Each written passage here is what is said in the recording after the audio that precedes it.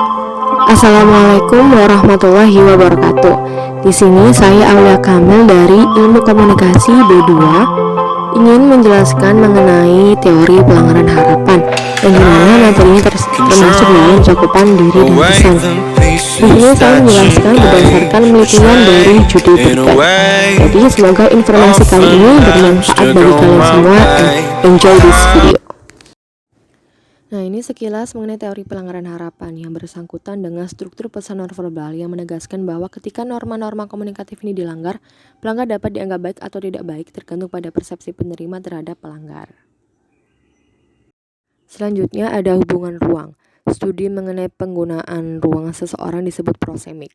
Prosemik mencakup cara orang menggunakan ruang dalam percakapan mereka serta persepsi penggunaan ruang orang lain.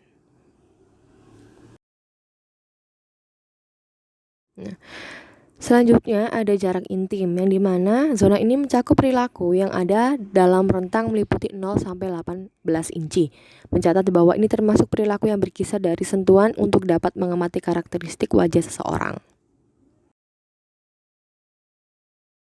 Selanjutnya ada jarak personal. Zona ini mencakup perilaku-perilaku yang ada di zona mulai dari 18 inci sampai 4 kaki. Jarak personal meliputi dari sedekat memegang tangan orang lain sampai menjaga seseorang pada jarak sepanjang lengan.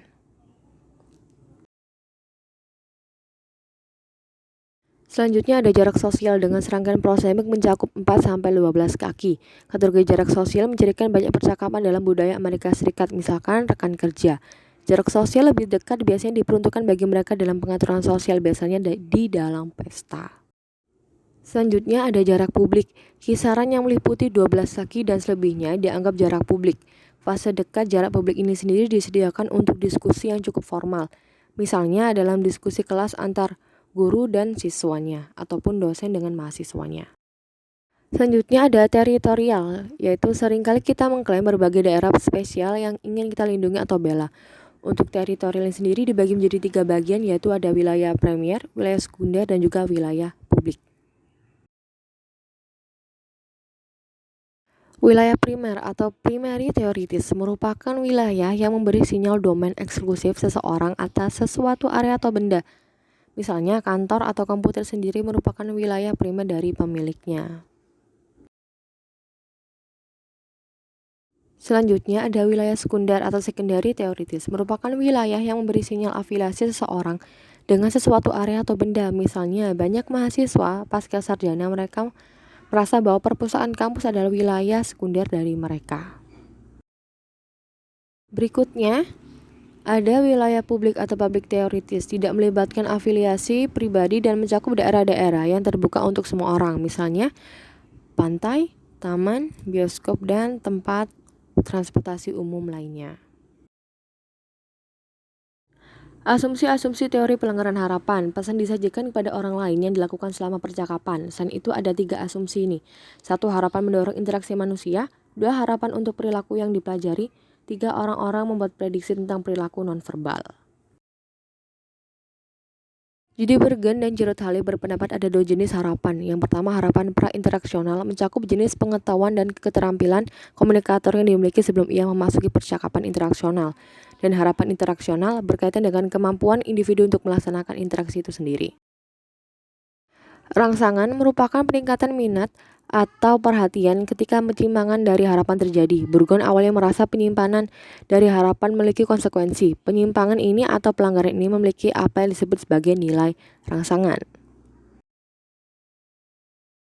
Ada 2 jenis rangsangan, yaitu rangsangan kognitif, kewaspadaan atau orientasi untuk pelanggaran. Ketika kognitif kita terangsang, indera intuitif kita menjadi tinggi.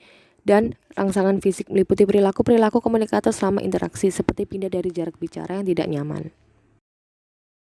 Ada ambang batas ancaman. Konsep-konsep kunci kedua terkait EVT adalah ambang batas ancaman, di mana Burkett mendefinisikannya sebagai jarak di mana seseorang mengalami ketidaknyamanan fisik dan fisiologis yang disebabkan oleh kehadiran orang lain.